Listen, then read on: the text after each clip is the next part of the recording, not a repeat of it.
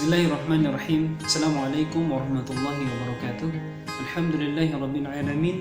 Wassalatu wassalamu ala asrafil anbiya'i wal mursalin wa ala alihi wa ashabihi wa man tabi'ahum bi ihsanin ila yaumiddin. Amma ba'du. Kita selalu bersyukur kepada Allah Subhanahu wa taala dengan mengucapkan Alhamdulillahi rabbil alamin, dan kita selalu berselawat kepada Rasulullah sallallahu alaihi wasallam dengan mengucapkan Allahumma shalli ala sayyidina Muhammad wa ala alihi sayyidina Muhammad. Teman-teman dimanapun antum berada, mungkin ada yang bertanya, mungkin bukan antum, tapi ada yang lain. Mungkin ada yang bertanya bahwa kenapa sih kita belajar? Kenapa sih kita harus belajar? Kita harus menguasai satu ilmu atau mungkin banyak ilmu dalam hidup kita. Mungkin ada yang bertanya demikian. Kenapa sih kita itu tidak berdiam diri sajalah di rumah? Nggak usahlah kita belajar capek, pusing otaknya nih belajar. Kenapa sih kita nggak main-main saja, pergi jalan-jalan sama teman-teman, pergi berlibur kemana ya, ke luar negeri atau keluar kota, atau pergi ke kampung mungkin, atau ke puncak dan sebagainya. Kenapa sih kita harus belajar? Kenapa sih kita itu harus menambah ilmu kita, kemampuan kita dalam pengetahuan kita tentang apapun, tentang ilmu akhirat ataupun ilmu dunia? Kenapa kita harus belajar semua itu? Nah, mungkin dari sekian banyak orang mungkin akan ada yang bertanya hal demikian. Kenapa sih kita harus belajar? Di dalam Al-Quran dijelaskan teman-teman, dijelaskan di dalam Al-Quran. Nanti insya Allah teman-teman bisa cek kembali surat yang saya baca ini atau ayat yang saya baca ini. Allah Subhanahu wa taala berfirman, yarfa'illahu alladhina amanu minkum walladhina utul ilma darajat. Maka Allah Subhanahu wa taala akan mengangkat derajat orang-orang yang beriman di antara kamu, dan Allah Subhanahu wa taala akan mengangkat juga derajat orang-orang yang berilmu beberapa derajat di atasnya. Nah, Allah Subhanahu wa taala akan mengangkat derajat orang-orang yang beriman dan berilmu. Maka dari itu, orang yang beriman dan berilmu harus sesuai, harus seimbang. Bukan cuma beriman kepada Allah Subhanahu wa taala, tapi harus dia itu berilmu. Maksudnya berilmu itu kita harus mengetahui ilmu dunia ini, teman-teman. Kita boleh belajar apapun di dunia ini, nggak apa-apa, tapi jangan pernah meninggalkan yang namanya belajar tentang akhiratnya kita atau ilmu agama itu. Banyak orang yang pintar dalam ilmu dunianya, banyak sekali orang yang pintar dalam ilmu dunianya, namun ilmu akhiratnya dia tinggalkan, dia abaikan. Bahkan tidak ada yang mungkin mau belajar. Karena kenapa? Mengatakan ilmu akhirat itu ilmu yang kolot, itu ilmu zaman dulu. Kenapa kita harus belajar lagi sekarang? Teman-teman yang sama-sama dirahmati Allah Subhanahu wa ta'ala. Oke, teman-teman dimanapun antum berada, jika kita hanya mempelajari ilmu dunia saja tanpa kita mempelajari ilmu akhirat, maka kehidupan kita itu sepertinya tidak akan terlalu berarti. Kehidupan kita itu mungkin akan bermanfaat, tapi untuk dirimu sendiri. Kebanyakan seperti itu. Dan bahkan kita sering dengar cerita ya, banyak orang yang memiliki ilmu dunianya, namun dia itu menjadi orang yang tidak baik dengan ilmu dunianya. Karena kenapa?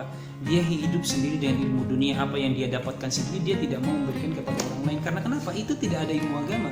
Kalau seandainya ilmu dunianya itu diselingi dengan ilmu agama, maka ilmu dunia, apa yang dihasilkan dari ilmu dunianya itu, maka dia akan memberikan, atau dia itu akan menjadi orang yang baik dengan ilmu agamanya. Maka ilmu keimanan kepada Allah Subhanahu wa taala, ilmu akhiratnya dengan ilmu dunianya ini ada pada diri seseorang, maka itu akan menjadi sesuatu hal yang luar biasa, teman-teman.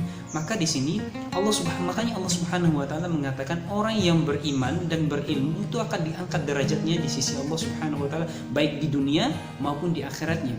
Nah, lantas pertanyaannya, apakah kita hanya mengatakan saya beriman kepada Allah kok, saya sudah beriman kepada Allah, saya percaya adanya Allah, saya percaya adanya Nabi dan Rasul? Teman-teman, beriman itu bukan cuma itu. Beriman itu bukan cuma kita mengatakan bahwa Allah, saya mengakui bahwa adanya Allah, Allah itu satu. Saya mengakui bahwa Rasulullah SAW itu adalah utusan Allah dan Nabi terakhir. Oke, bukan cuma itu beriman itu artinya, teman-teman.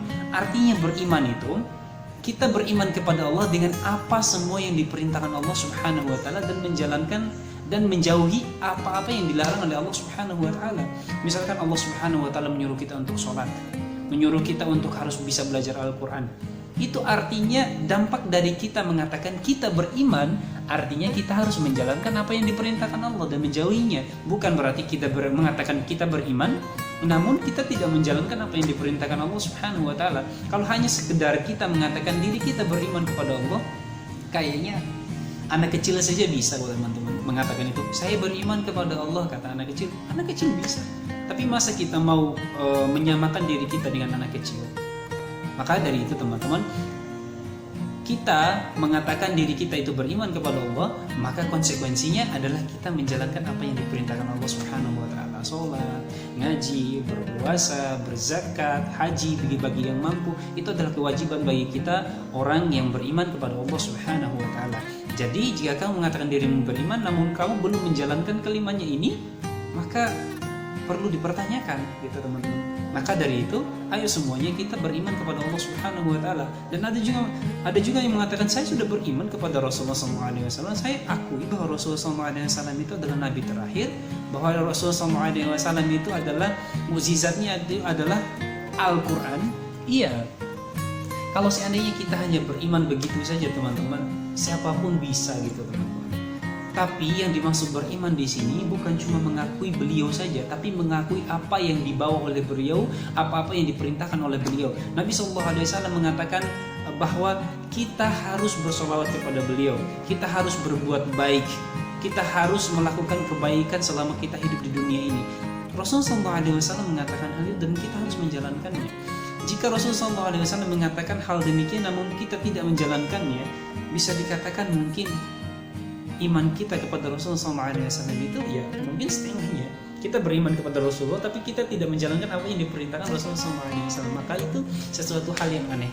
Nah, banyak sekali yang menjadi sunnah Rasulullah SAW. Apapun itu, misalkan cara kita berbicara, cara kita berpakaian, cara kita berjalan, bagaimana caranya kita selalu berusaha untuk mengikuti Rasulullah SAW. Misalkan hal yang paling kecil aja, masalah jenggot. Apa sih susahnya untuk menumbuhkan jenggot teman-teman? Bukan menumbuhkan, tapi merawat jenggot itu. Kita hanya diperintahkan untuk merawat, tapi bukan menumbuhkan ya. Karena ada sebagian dari teman-teman kita yang tidak bisa tumbuh jenggotnya. Nah, bagi yang bisa tumbuh aja, maka itu Rasulullah SAW teman-teman. Kenapa kita tidak mau menumbuhkannya? Kenapa kita tidak mau merawatnya? Sedangkan itu sunnah dari Rasulullah SAW. Tapi saya tidak menyalahkan juga bagi teman-teman yang tidak mau bagi teman-teman yang tidak mau merawat jenggotnya, ya nggak apa-apa juga. Itu hak masing-masing. Karena kenapa? Itu adalah sesuatu yang sunnah. Jika antum kerjakan, maka ya itu akan bernilai pahala untukmu. Jika kamu tidak menjalankannya pun, ya itu tidak akan bernilai dosa untuk kamu. Nah, maka teman-teman dari itu perlu kita sebagai seorang Muslim itu harus beriman dan berilmu. Harus beriman dan berilmu. Kita tidak dituntut untuk beriman saja, tapi kita harus berilmu. Itulah orang Islam. Orang Islam itu dituntut untuk menjadi orang yang beriman dan berilmu. Ilmu dalam hal apapun. Tapi jangan pernah menjadikan ilmu itu menjauhkan kamu dari rahmat Allah atau menjauhkan kamu dari Allah Subhanahu wa taala. Maka usahakan setiap ilmu yang kita dapatkan di dunia ini mendekatkan diri kita kepada Allah Subhanahu wa taala. Oke teman-teman, apapun yang menjadi profesi antum, pastikan apapun itu akan mendekatkan diri kita kepada Allah Subhanahu wa taala. Teman-teman dimanapun antum berada, ini sekedar opini dari saya. Saya membawa satu ayat juga dalam Al-Quran, dan semoga ini menjadi motivasi untuk kita untuk terus belajar. Namun dalam hal belajar kita harus bisa seimbangkan antara dunia dan akhirat kita, seperti ayatnya tadi, yarfa'illahu alladhina amanu minkum walladhina utul ilma darajat wallahu bima ta'maluna khabir. Sesungguhnya Allah Subhanahu wa taala Maha mengetahui apa saja yang kita kerjakan di dunia ini. Allah itu Maha segala-galanya teman-teman. Tidak ada yang luput dari pandangan Allah Subhanahu wa taala. Maka dari itu saya pribadi mengajak diri saya dan teman-teman mungkin yang nonton video ini, mari sama-sama kita mencari ilmu yang sebanyak-banyaknya. Ilmu dunia apapun yang antum pelajari. Namun satu hal, jangan pernah meninggalkan ilmu akhiratnya atau ilmu yang dibawa oleh Rasulullah SAW yang diajarkan kepada para sahabat sampai hingga kita saat ini. Oke teman-teman, itu dari saya, mudah-mudahan bermanfaat. Saya tutup pertemuan kita pada hari ini, dan jangan lupa teman-teman, tonton terus channel kami, yaitu channel Finding Pahala. Insya Allah ada beberapa video, sudah banyak video sih yang kami buat. Semoga setiap video yang kami buat itu bernilai pahala buat kami pribadi dan bernilai pahala jika antum yang menjalankannya. Terima kasih. Saya tutup. Billahi fisabilil haq fastabiqul khairat. Wassalamualaikum warahmatullahi wabarakatuh.